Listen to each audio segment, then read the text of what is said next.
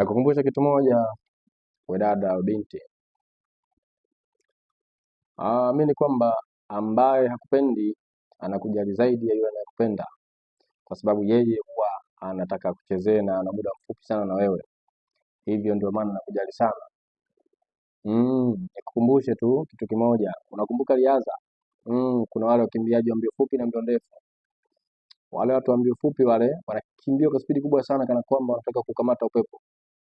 Lakini wale wanaokimbia mbio ndefu wale wanapokimbia wanapoanza Tanzania hawataki kabisa kukimbia. Lakini hao ndio wakimbiaji wa masafa marefu. Nadhani umenielewa sasa. Na kipindi wewe unasubiria kwamba ukiolewa ndio utatulia, kumbuka kwamba waoaji pia wanataka utulie ndipo wakuoe. Waoaji wanataka wadada watulia.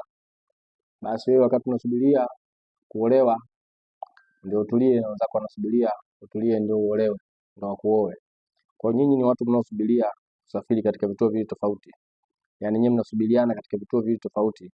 Nafikiri umenielewa. Fikiria hapo unamaanisha nini na nini ukifanya.